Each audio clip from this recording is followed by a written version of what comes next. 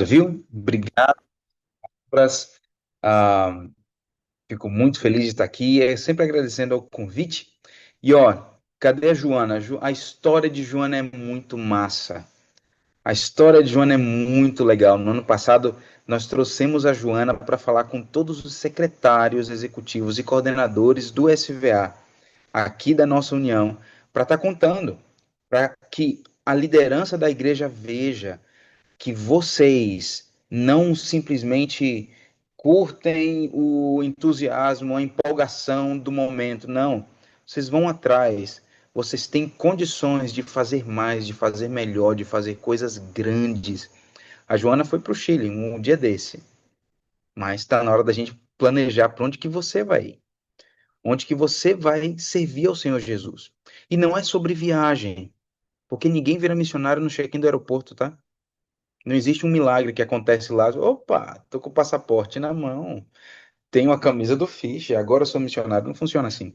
É uma trajetória de transformação com a pessoa de Jesus Cristo através da sua palavra e guiado pelo Espírito Santo. Mas muito bem, feche seus olhos, abra seu coração, vamos orar e vamos começar essa aula de hoje que vai ter aí um gostinho de desafio para você, tá? Hoje a gente vai ver na Bíblia que tem muita coisa que está parecido no passado, no presente, guiando a gente para o futuro. Vamos fechar nossos olhos, vamos orar. Querido Senhor Jesus, obrigado pela oportunidade que temos de estar aqui mais uma vez, ancorados na tua palavra, buscando a tua vontade, te servindo, Senhor Jesus, com o melhor que temos. Eu peço que o Senhor esteja conosco nesse momento, que nos ilumine o coração, que abra nossa mente para estar te servindo e nos preparando para os teus grandes planos e grandes sonhos. Obrigado por tudo. Em nome de Jesus te agradeço. Amém. Muitíssimo bem! Como de costume, pegue sua Bíblia ou então abra aí a sua tela e vamos mergulhar na palavra de Deus hoje. Eu vou colocar aqui a minha apresentação. Contudo, porém, todavia, entretanto, sem embargo, se você tiver sua Bíblia, eu gostaria de recomendar, pedir, instar a que você tenha a sua Bíblia em mãos, porque de repente você vai anotando aí alguma coisinha, alguma coisa que chamou a sua atenção, que você não tinha visto desta forma, e aí a gente vai avançando, tá bom? Tema de hoje: missão em casa e fora de casa, na fronteira. É o nome da missão, da lição que a gente vai aprender hoje. E essa lição a gente vai extrair de Números no capítulo 13 e 14. Eu vou pedir para que você abra sua Bíblia. É importantíssimo que você tenha a sua Bíblia aberta nesse momento. Você tenha a sua Bíblia aí aberta em Números 13 e 14. Números 13 e 14 conta uma história que é muito interessante e que ela é uma história super, ultra, mega atual. Ela é uma história atual porque ela é uma história que conta justamente a história ou o momento em que o povo de Israel estava na fronteira para entrar na terra prometida, ok? Como sempre, eu vou pedir para que você interaja aqui comigo através do chat, tá bom? Me responda sim ou não se tem sentido o que eu vou te propor agora. Números 13 e 14 é a história dos espias indo para a terra de Canaã. Números 13 e 14 é a história de um momento em que o povo de Israel já havia saído do Egito, já havia atravessado o deserto, e eles estavam prestes a entrar na terra prometida. Ok? Beleza? Tudo certo. Antes de entrar na terra prometida, Deus pede que Moisés escolha um grupo de elite, gente que está fazendo alguma diferença em algum lugar, gente que não está assim papando mosca, olhando o ventilador da igreja rodar e sem fazer nada. Não. Escolheu 12 pessoas de 600 mil pessoas, tá bom? Então, era gente que se destacava de alguma forma. E essas pessoas deveriam ir para um local que ainda não estava conquistado, que ainda a bandeira do reino de Deus não estava fincada no local. Então, eu quero propor essas duas coisas aqui. Primeiro, hoje nós temos uma situação muito parecida, se não análoga, à situação de Números 13 e 14. Tá? No passado, nós tínhamos o povo de Israel prestes a entrar em Canaã, mandando espias. No presente, nós temos o povo de Deus prestes a entrar na Canaã celestial, preparando missionários. Me responda sim ou não. Tem sentido essa analogia? O que é que vocês acham? Faz sentido? Se faz sentido, vamos mergulhar no texto bíblico. O texto diz assim: se passar aqui é bom. Disse o Senhor a Moisés: envia homens que espiem a terra de Canaã, que eu hei de dar aos filhos de Israel. De cada um dos seus pais enviareis um homem, sendo cada um deles entre os príncipes. Ok? Beleza? 12 tribos, 12 pessoas deveriam ir para a terra de Canaã. Ok? Para a terra de Canaã. O Eduardo falou, a diferença é que a gente vai para resgatar vidas, não para ceifar elas. Você tem toda a razão. Mas a grande questão da conquista de Canaã não era as vidas que seriam tiradas, Eduardo, mas a idolatria que seria erradicada. E, infelizmente, muitas pessoas ficaram aí atreladas. Mas algum dia a gente poderia conversar sobre essa coisa dos textos, entre aspas, genocidas do Antigo Testamento, porque tem muita coisa que a gente entende mal nisso aí, tá? No mesmo texto de Deuteronômio que diz assim, vai e mata todo mundo, daqui um pouco diz assim, vai e não se case com eles, ou então, e sejam justos nos seus negócios com eles. Então, como assim? É para matar todo mundo? Daqui um pouco diz a regra de como conviver? Tem muita coisa aí para a gente entender. Mas vamos lá. Disse o Senhor Moisés, envia homens que espiem a terra. Essas pessoas vão lá espiar a terra. Ao cabo dos 40 dias, voltaram, lá no verso 25 agora. Voltaram de Canaã. Caminharam e vieram a Moisés e a toda a congregação dos filhos de Israel no deserto de Parã, Cádiz, e deram-lhe conta a eles e à congregação, e mostraram-lhes o fruto da terra. E relataram a Moisés e disseram, fomos à terra que nos enviastes, e verdadeiramente mana leite e mel. Primeira coisa que a gente precisa entender, eles ficaram 40 dias de mochilão no meio da terra de Canaã. Eles tinham saído do deserto, tinham caminhado vários meses já no deserto. E eles então foram para a terra de Canaã. Eles entraram na terra de Canaã, ficaram 40 dias caminhando, irmão, se escondendo. Eles eram espias, não estavam ali fazendo um passeio.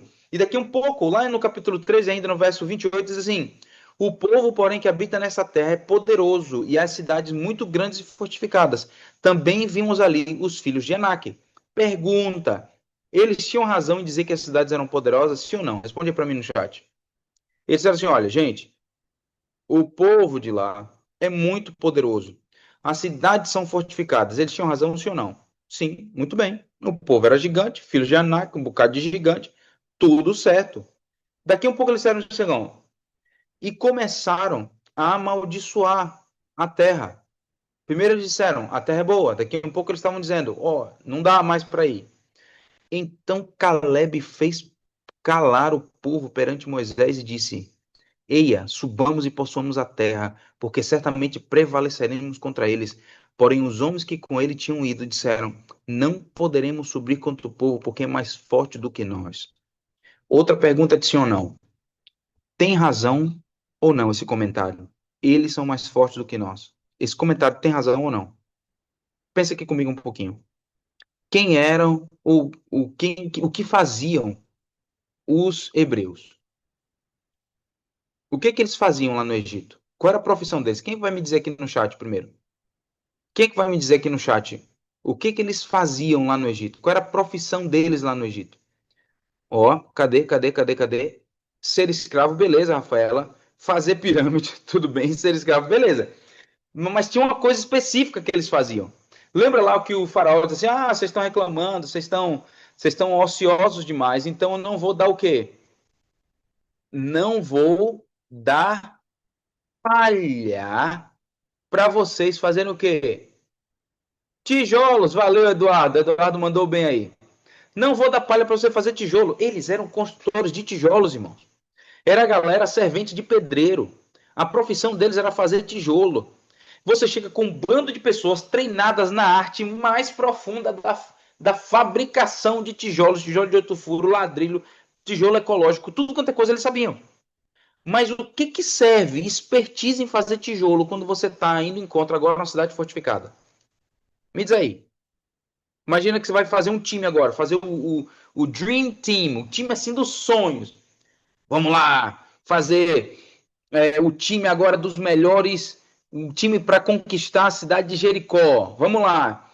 Cleitinho do Barro, Robertinho do Tijolo de 8 furos, é, Jubes Cleuso mistura palha. Pô, eram os caras que faziam tijolo.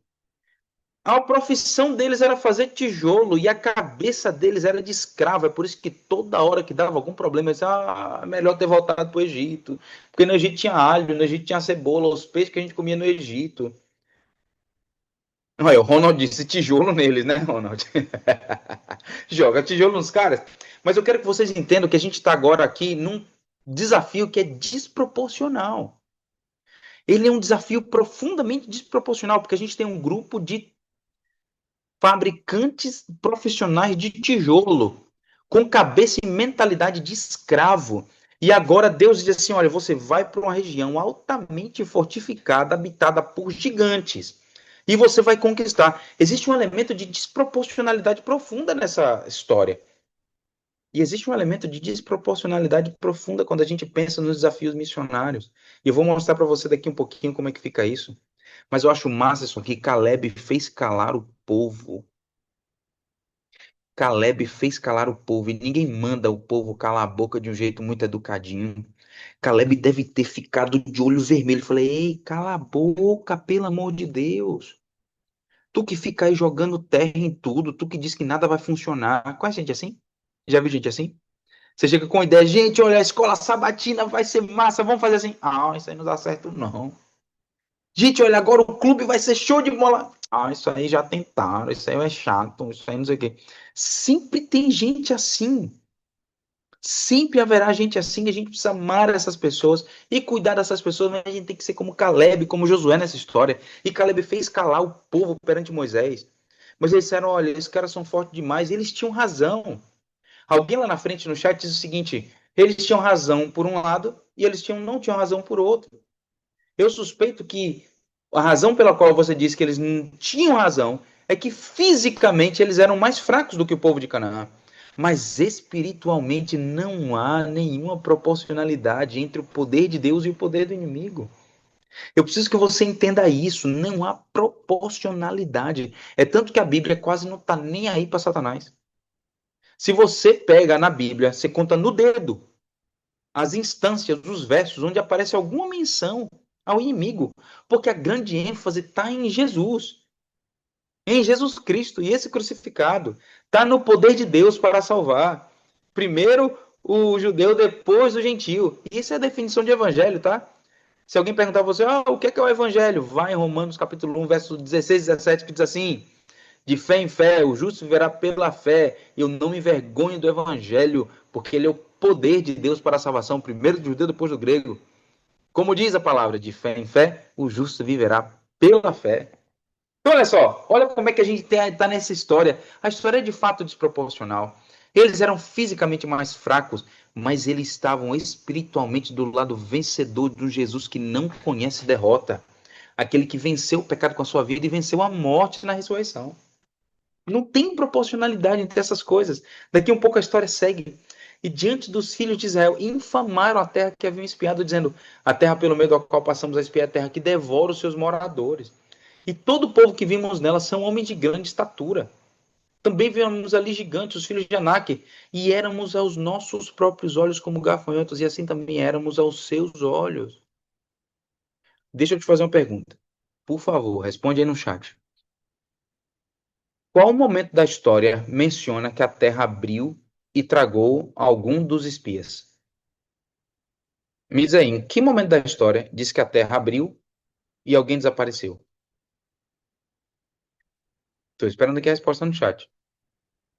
Tem algum momento da história em que menciona Corá, mas a rebelião de Corá não foi nesse episódio aí, Eduardo. Mas você tem razão. Na rebelião de Corá aconteceu isso e depois lá na história da capa de Acã, Mas nessa história aqui, tem a terra abrindo? Sim ou não? Não tem. Larissa acertou, Miguel acertou, não tem. Por que então estão dizendo que a terra abria e comia os seus moradores? É porque o medo faz a gente ver coisa. O medo faz a gente ver problema onde não há problema.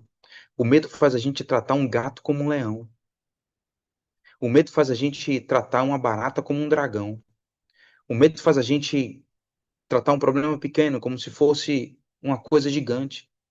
O medo é quem nos dá uma noção desproporcional do que nós conseguimos ou não fazer. Em nome de Jesus, lança fora o medo, o amor lança fora o medo. Não tenha medo de servir a Jesus, querido jovem. Não tenha medo. O medo cria essa noção de desproporcionalidade, ele cria ilusões, como a Kedna está falando, ela está certa. Ele cria essas ilusões, é tão nocivo o que o medo faz. O medo faz com que a gente se veja pequeno, se veja muito pequenininho. Olha, a Bíblia diz que Deus nos fez a sua imagem e semelhança. Davi diz que Deus nos fez menor do que os anjos, um pouco menor do que os anjos. Olha, eu não sei se você já se sentiu pouca coisa. Eu não sei se você já pensou algum dia, se eu desaparecesse, ninguém ia se dar conta. Deixa eu te contar uma coisa: Jesus morreu por você. E o livro de Hebreus diz que ele não se vergonha de te chamar parte da família dele. Deixa você entender isso, para tua vida mudar. Você nunca foi pouca coisa. Você é um fruto do amor de Deus, objeto do seu esforço redentivo. Imagem e semelhança do Senhor Jesus, manchado pelo pecado, redimido por Jesus e convidado a conquistar esse mundo para o Evangelho. Você nunca foi pouca coisa, irmão. Para com esse negócio. A voz que diz que você não vale nada, a voz que diz que você não é pior do que todo mundo, porque fulano de tal canta isso, fulano de tal faz aquilo, fulano de tal é tão bonita, fulano de tal tem tanto dinheiro. Essa voz não vem do Senhor. Eu quero que você olhe bem para esse último texto, a última parte aí que está no texto, olha só. E éramos aos nossos próprios olhos como gafanhotos, e assim também éramos aos seus olhos. Pergunta: quem é que se achava como gafanhoto? Os cananeus achavam que eles eram gafanhotos? Ou eles se achavam gafanhotos? O povo, os espias. E olha como é que acontece. Eles se achavam como gafanhotos. Eles diziam: eu sou pequeno demais, eu sou incapaz demais, eu não consigo. E daqui um pouco, as pessoas que estavam perto deles começaram a tratar eles do jeito que eles se tratavam. Então, em nome de Jesus, você não tem o direito de desprezar aquilo que Deus ama. Se você se despreza, se você se sente mal consigo mesmo, se você se acha um nada, deixa eu te dizer aqui em nome de Jesus, você não tem esse direito. Porque Jesus te ama. Ele te resgatou. Você é precioso, você é preciosa. Você está cheio de talentos, caramba. Ele te ama. Você não tem direito de se tratar como um gafanhoto. Você é filho e filha de Deus, do Altíssimo. Então não se trate como gafanhoto. Daqui a pouco eu me trato como gafanhoto, as pessoas me tratam como gafanhoto e eu fico chateado ainda. Acontece isso o tempo inteiro. Tu ainda fica chateado que as pessoas estão me tratando do jeito mal. Eu estou me tratando assim. Então, olha só, a gente precisa ter uma noção mais clara de quem nós somos e de quem Deus é. Lá no capítulo 14 diz assim: todos os filhos de Israel murmuravam contra Moisés e contra Arão. E toda a congregação lhes disse: oh, tivéssemos morrido na terra do Egito, ou mesmo neste deserto. E diziam uns aos outros: levantemos um capitão e voltemos para o Egito. Então Moisés e Arão caíram sobre o seu rosto perante a congregação de Israel. Essa aqui é uma cena que eu acho muito legal. É muito legal e é muito triste ao mesmo tempo. Primeira coisa que eles começaram a murmurar contra Moisés. Pergunta, responde aí no chat. Quem foi que mandou? Quem foi que teve a ideia de mandar os espias? Foi Moisés ou foi Deus? Vamos lá, rapidão. Rapidão aí, pensa aqui comigo. Quem foi que teve a ideia de mandar os espias? Foi Moisés ou foi Deus? Foi Deus. Por que eles estão reclamando então com Moisés? Eles tinham que ter reclamado com Deus. Mas isso que acontece, quando a gente não está em uma vida de comunhão com Deus, a gente reclama com as pessoas.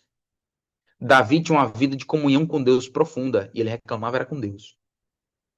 De vez em quando Davi chegava e dizia, ó oh, Senhor Jesus, eu estou angustiado, os meus inimigos me perseguem, mata os filhos dos meus inimigos. Davi que falava isso. Davi que dizia isso. É uma oração sincera. Então para de querer dourar a pílula. Tá triste? Fala com Deus triste. Tá revoltado? Fala com Deus revoltado mesmo. Tá tudo certo. Uma oração boa, uma oração sincera. É o abrir do coração a Deus como um amigo, assim diz Ellen White no livro Caminho a Cristo. Então, olha só. Eles começaram a murmurar contra Moisés. Não tinha que murmurar contra Moisés, tinha que murmurar contra Deus, porque a ideia foi de Deus. Daqui um pouco, diziam as outras, acabou com esse negócio de Moisés. Moisés tirou a gente do deserto, tudo certo, maravilha. Que bom, mas não dá. A gente precisa de agora um capitão que faça a gente voltar para o Egito. Ei, deixa eu te contar aqui uma coisa. Eu sei que eu tô fazendo um bocado de parênteses, tá, professor Eliane? Mas é que quando eu falo que são a galera, eu fico empolgado, eu fico apaixonado, porque é, Jesus me encontrou na adolescência e as grandes decisões que basearam até hoje, as melhores decisões da minha vida eu tomei na adolescência. Deixa eu te contar uma coisa. É muito mais confortável a escravidão conhecida do que a liberdade desconhecida. Eu vou repetir para você, você pega essa ideia, pega a visão.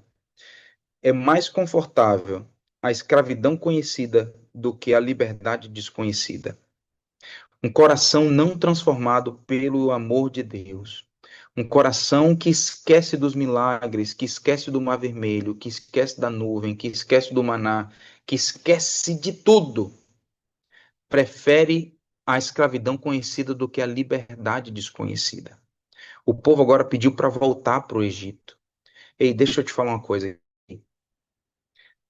Talvez eu tenha falando agora para uma menina ou para um menino que acha que esse namoro abusivo que você tem, de uma pessoa que te dá migalhas emocionais, e você acha que não pode terminar esse namoro, talvez em julgo desigual, porque você nunca vai achar nada melhor na tua vida. Em nome de Jesus, prefira a liberdade que você não conhece, mas é a liberdade em Cristo Jesus, do que a escravidão que você já conhece.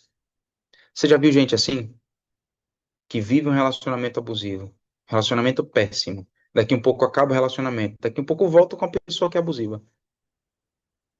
Já viu gente assim? É triste ver isso. E tá cheio de gente assim.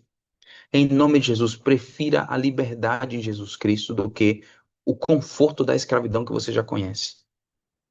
É melhor, gente, a dignidade do sofrimento do que a covardia, do que o conforto da covardia. Pelo amor de Deus.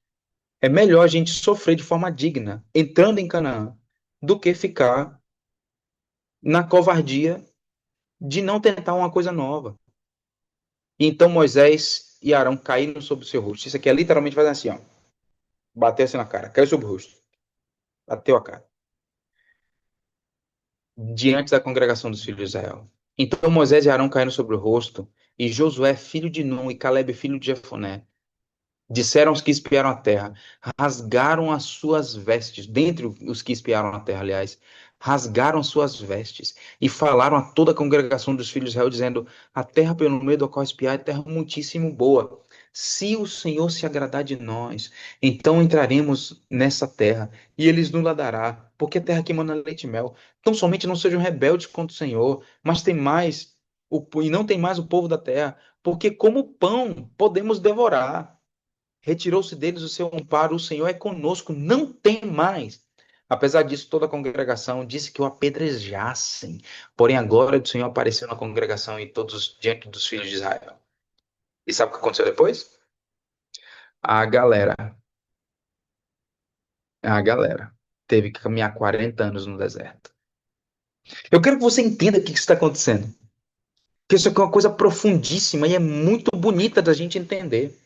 O que Josué e Caleb disseram é o seguinte: olha, o critério para o nosso sucesso não é uma comparação entre o nosso tamanho e o tamanho deles, as nossas habilidades e as habilidades deles, o tamanho das cidades que eles têm e as barracas que a gente tem. O único critério para a vitória, quando a gente tiver para entrar em Canaã, é se o Senhor se agradar de nós. É santidade, irmão. É santidade. Se o Senhor se agradar de nós, então Ele, ó, vai fazer a gente vencer. Não sejam rebeldes. Se o Senhor disse que a terra é para a gente, a terra vai ser da gente. E diante dos filhos de Israel infamaram. E eles então não tiveram então essa perspectiva adequada das coisas. Eles começaram a murmurar e pegaram pedras para apedrejar o Josué e o Caleb. Então a glória de Deus vem e salva os meninos. E a partir daí eles tiveram que caminhar 40 anos por conta de uma questão de perspectiva. Em vez de olhar o Deus que estava chamando eles, eles olharam para o tamanho do desafio. Mas isso não é a olhada certa, não é o lugar de olhar. Olha essa perspectiva, 10 eram lógicos. Eu acho que eles eram pessoas bastante lógicas, inclusive. Ninguém vai me dizer que um bando de ex-escravos, fazedor de tijolo, vai conseguir simplesmente entrar nos locais mais fortificados do mundo. Mas, enquanto a maioria viu um gigante, gigantes intransponíveis, Josué e Caleb viram a fidelidade de um Deus invencível. Eles viam a perspectiva, viam o mundo através dos óculos da fé. É por isso que, na perspectiva da outra turma, eles eram como gafanhotos na frente de gigantes. Mas na perspectiva de Josué e de Caleb, eles iam entrar lá e comer os desafios da terra como se come pão, ou seja, seria muitos olhos. Por quê? Porque quem tira os olhos do Deus infinito acaba se vendo como gafanhoto diante de gigantes. Eles perderam essa noção de perspectiva. E eles foram de escravos recém-libertos a conquistadores de cidades fortificadas e gigantes. O chamado de Deus sempre parece maior do que as nossas forças, porque é feito para ser vencido pelo seu poder, não pelas nossas técnicas. Você está entendendo? Então, olha só, nunca foi feito para vencer com a técnica deles. Vocês vão lembrar que daqui um pouquinho, lá na frente, na história, quando eles voltam 40 anos depois, eles vão estar lá na frente de Jericó, uma cidade super fortificada, fazendo o quê? Marchando com trombeta, irmão. E trocando a trombeta uma vez por dia. Que tipo de técnica militar é essa? Mas deu certo porque foi o que Deus mandou eles fazerem. Olha o tamanho agora aqui da Canaã que a gente precisa conquistar. Janela 1040 é o nosso maior desafio missional. A janela 1040 é uma região crítica, é a região que abriga 97% dos povos não alcançados do mundo. E eles estão ali especialmente no norte da África e na Ásia. 97% dos povos não alcançados do mundo vivem na janela 1040 e eles representam 3,2 bilhões de pessoas sem acesso direto e garantido ao Evangelho, com uma concentração incrível na Ásia e no Oriente Médio. As principais religiões da janela 1040 são o Islã, o Hinduísmo e o Budismo. O Islã predomina no norte da África, no Oriente Médio e nessa faixa que vai até o Paquistão. Pega ali Irã, Afeganistão, Paquistão, Cazaquistão, Azerbaijão não, Quirguistão, Turcomenistão. O hinduísmo predomina na Índia e o budismo nas outras áreas da Ásia, especialmente no sudeste da Ásia, e Tailândia, Myanmar, Laos e Vietnã. A população dessa região é de 4,5 bilhões de pessoas. Graças a Deus, nessa região, existem alguns locais onde o evangelho é forte, como, por exemplo, na Coreia do Sul. Há muitos cristãos na Coreia do Sul. Nas Filipinas, nossa, o adventismo é fortíssimo nas Filipinas, louvado seja Deus. Por isso, a China tem crescido muito. Não sei se vocês sabiam, mas em números totais, a China pode se transformar no país mais cristão do mundo nos próximos 20 anos. Hoje são 575 milhões aliás, 575 mil adventistas na China todo, mas a gente está falando de um país de 1,2 bilhão de pessoas. Os desafios são muito grandes, as barreiras culturais são muito profundas.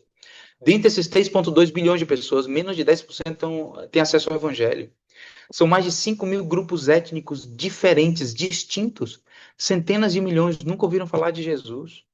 A Índia tem mais de 2 mil grupos não alcançados, é o país com a maior concentração desses grupos não alcançados. E só para você ter uma ideia, considera-se um grupo étnico não alcançado, um grupo que tenha entre 1 ou menos por cento da população de cristãos, tá? Então, um grupo que tenha de 1% ou menos de cristãos é considerado não alcançado. E 9 entre cada 10 pessoas no Oriente Médio não têm acesso a um cristão nas suas vidas diárias. Mas sabe uma coisa linda? Deus tem alcançado a turma no Oriente Médio através de sonhos. E aqui no IAN, se você tiver a oportunidade de vir algum dia para uma das nossas escolas de missão, eu gostaria de te apresentar a uma moça iraniana que teve um sonho lindo com Jesus. E Jesus encontrou ela nesse sonho e a vida dela foi transformada. Desafios das missões do mundo. Menos de 10% dos missionários atuam entre os povos não alcançados, vocês sabiam disso? E o desafio fica maior ainda, porque a Bíblia diz que onde está o nosso tesouro, ali está no nosso coração. Apenas $1 de cada 100 é destinado aos povos não alcançados ainda. 60% da população asiática vive sem um testemunho cristão estabelecido, com bilhões de pessoas em comunidades não alcançadas que carecem de acesso ao Evangelho ou nunca ouviram falar do nome de Jesus. Menos de 0,1% dos habitantes do Paquistão e do Afeganistão e do Iêmen são cristãos, resultando em comunidades que são quase invisíveis. São quase invisíveis. Como é que a gente vai vencer esse desafio, galera? O desafio é muito grande. Eu gostaria de fazer apenas 3 sugestões a partir desse texto que a gente estudou hoje. Primeira coisa é coragem, irmão. Ninguém cumpre a grande comissão sendo covarde. Os covardes, em geral, usam a lógica para tomar decisões. Os corajosos usam a palavra de Deus para tomar decisões. Os covardes, em geral, pensam no seu próprio bem-estar. Os corajosos pensam em agradar o Senhor Deus que fez os céus e a terra. Os covardes, em geral, fecham a boca e não se sacrificam na hora da necessidade. Mas os corajosos, eles rasgam as suas vestes. Às vezes fazem até calar o povo e dizem: se o Senhor se agradar de nós, então a gente vai vencer. Como é que a gente vai vencer isso? Com santidade. Com santidade. A Bíblia diz que sem santidade ninguém jamais verá a Deus.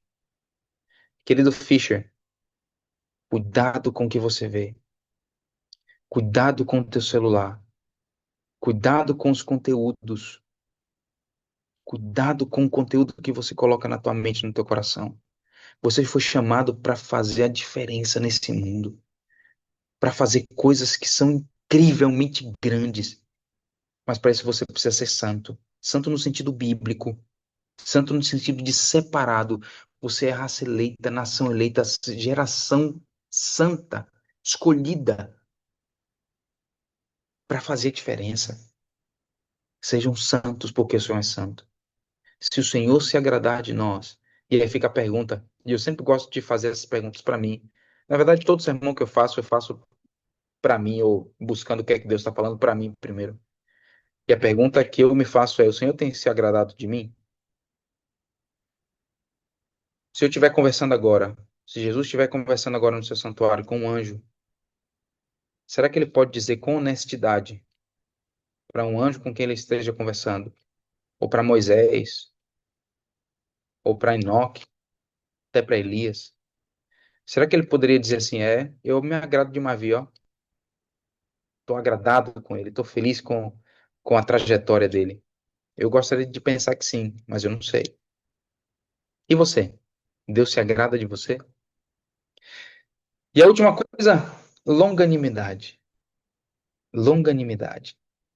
Eu sei que pode parecer que não tem muito sentido, mas eu quero que você me escute e me dê assim meia grama de sua atenção agora, que é a última coisa que eu vou falar. Josué e Caleb ficaram 40 anos pagando por um erro que eles não cometeram. Concorda comigo? Daquele grupo ali, quem é que tinha que entrar em Canaã? Quem é que teve fé para entrar em Canaã? Foi Josué e Caleb, Arão e Moisés. Acabou. Vocês concordam comigo? Vamos ver aí quem concorda aí comigo. Josué e Caleb pagaram os 40 anos de graça, sim ou não? Eles tinham que estar lá? Não, não tinha que estar lá. Não tinha que estar lá. Era problema deles? Não. Eles fizeram, inclusive, tudo certo, fizeram o contrário. A galera lá, os reclamões que ficaram, não sei o quê, poxa vida, não vai dar certo. Mas ah, eles não tinham que pagar aquele pato. Mas eu quero que você me diga quantos versos existem na Bíblia de Josué e Caleb reclamando porque eles estavam pagando por um erro que eles não cometeram. Não tem nenhum. Quantas evidências você encontra na Bíblia que eles ficavam reclamando? Reclamando o tempo inteiro, reclamando, reclamando, reclamando, reclamando, reclamando, reclamando, reclamando. Não, eles caminharam 40 anos com as pessoas responsáveis por não entrar em Canaã, e em vez de uma atitude de reclamação, eles foram longânimos, compassivos com seus companheiros, que infelizmente um a um morreram no meio do deserto. E quando chegou lá no final das contas, Josué liderando o povo e Caleb com 85 anos, eles disseram: "Me dá aquele monte", disse Caleb, "que eu vou lá, a mesma força que eu tinha há 40 anos atrás eu tenho agora, me dá o lugar mais difícil". É assim que a gente vai vencer esse grande desafio, querido amigo, querido Fischer, querido missionário, que está aqui se preparando nessa escola de missão para fazer muito mais, para fazer melhor, para ir mais longe, para fazer a diferença em casa e dentro de casa. Primeira coisa, coragem. A gente tem que ter coragem para se levantar e defender o nome do Senhor Jesus, defender a obediência a Ele, defender que Ele cumpre as suas promessas na hora certa. Pode ficar calado, tem que levantar. Segunda coisa, santidade. Nós precisamos ser diferentes. Meninos que estão aqui, eu rogo em nome de Jesus.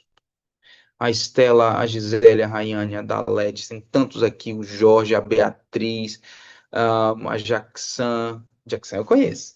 A Isadora, a Ismael, o Kevson, em nome de Jesus, sejam santos. Mas não sejam santos um Caxias, uma pessoa chata, quadrada, que acha que ser santo é ficar apontando o erro dos outros. Não. Seja um santo no sentido de que Deus se agrada de você, de que as suas músicas louvem ao Senhor Jesus, de que as séries que você vê, você tenha plena tranquilidade de assistir do lado do teu anjo. Seja santo no sentido certo da Bíblia, de ser separado. Geração eleita, povo separado de Deus, para preparar esse mundo para a segunda volta de Jesus. E a terceira coisa, seja longânimo, seja paciente. Não me venha com essa coisa de querer fazer todas as mudanças do dia para a noite, ficar simplesmente de braço cruzado, revoltado com a tua líder aí da escola sabatina ou do Ministério dos Jovens, porque eles não estão fazendo o que você acha que deveria ser feito. Seja longânimo com quem está errado. Seja paciente com quem ainda não entendeu as coisas como você entendeu.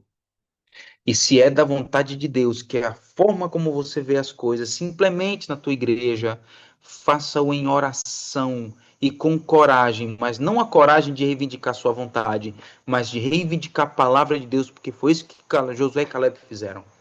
Eles não levantaram, ei, gente, eu tô uma ideia boa aqui, ó. Não. Eles disseram, ei, gente, a ideia de Deus vai dar certo. E se ele se agradar da gente, a gente vai pregar em casa, a gente vai pregar fora de casa, a gente vai entrar em Canaã, a gente vai para a janela 10h40, a gente vai fazer coisas lindas para ver Jesus voltar muito em breve.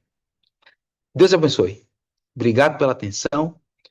Valeu aí pela participação de você que esteve aí no chat ligado com a gente. É sempre muito legal tá aí com essa interação aí com vocês.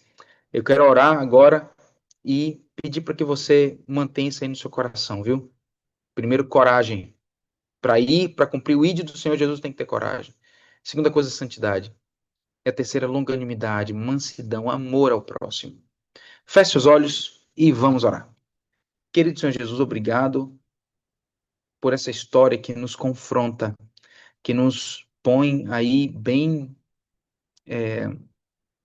contra a parede, na verdade, no sentido da gente observar a nossa realidade e ver que o Senhor está voltando. Que o Senhor, assim como preparou Josué e Caleb e os outros 10, na verdade, para estarem fazendo uma obra linda, uma obra grande, o Senhor também tem nos preparado, o Senhor quer nos preparar, quer fazer com que a gente vá mais longe, faça melhor e cada vez mais para a honra e glória do teu nome. Dá-nos, Senhor, uma boa noite na tua presença, em nome de Jesus. Amém. Pastor, muito obrigado pela mensagem. O senhor é uma bênção na vida de cada ficheiro aqui presente. Eu acho que eu vou falar como um geral, né? Mas acho que cada ficheiro aqui sente muita alegria